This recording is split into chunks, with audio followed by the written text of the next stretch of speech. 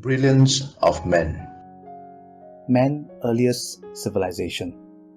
The ancient Sumerians of Mesopotamia developed a form of writing in 3500 to 3000 BC to communicate simple nouns like crops and taxes.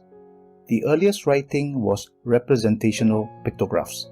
A picture of barley represented barley. Picture of bull signified a bull.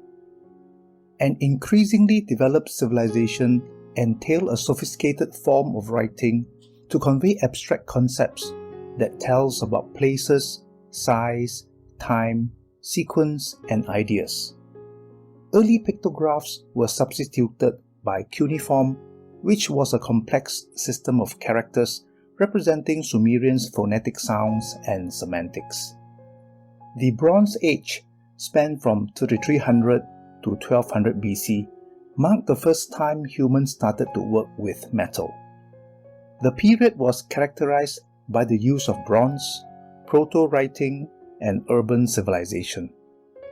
After the confusion of tongues and its subsequent dispersion in 2200 BC, from the Sumerian cuneiform emerged the Egyptian hieroglyphs, Cretan hieroglyphs, Chinese logographs, Indus script, and Olmec script of Mesoamerica.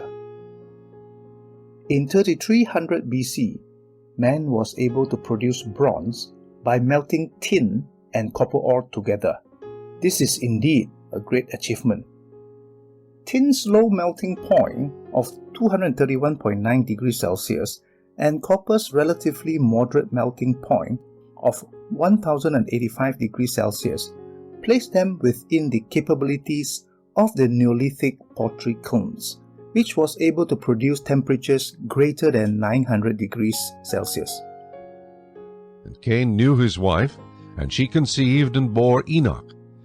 To Enoch was born Ired, and Ired begot Mehujael, and Mehujael begot Methushael, and Methushael begot Lamech. Then Lamech took for himself two wives. The name of one was Ada, and the name of the second was Zillah.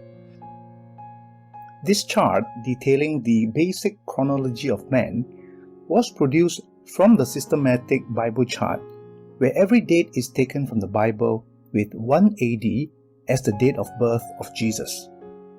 From this chart, Methuselah, the seventh generation of Adam through Seth, was born in 3344 BC.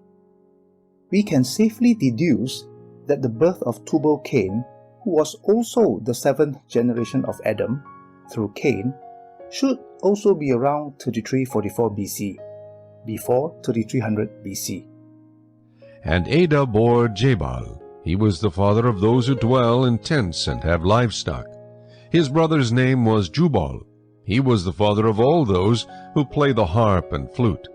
And as for Zillah, she also bore Tubal-Cain, an instructor of every craftsman in bronze and iron.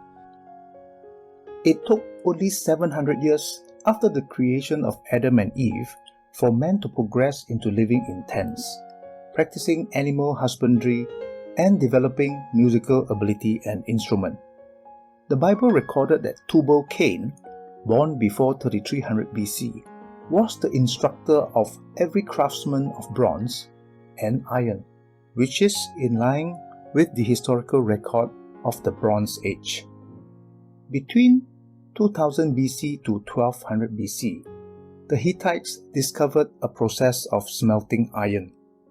While iron ore was naturally abundant, its high melting point of 1538 degrees Celsius or 2800 degrees Fahrenheit placed it out of reach for common use until the end of the second millennium BC.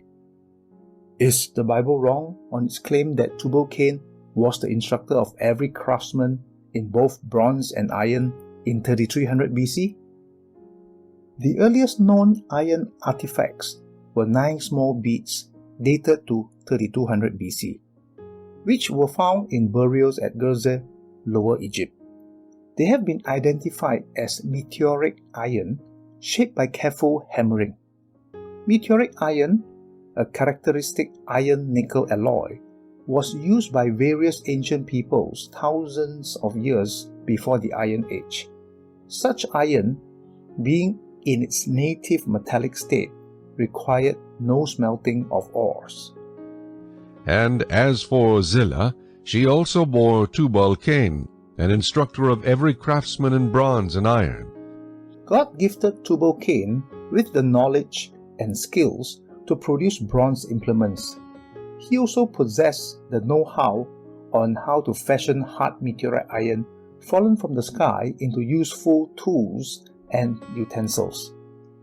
If it was true that men and animals were the product of evolution's Big Bang millions of years ago, then ask yourself, why haven't animals invented a single knife, built a house, started a fire, or progressed into civilization like its fellow human?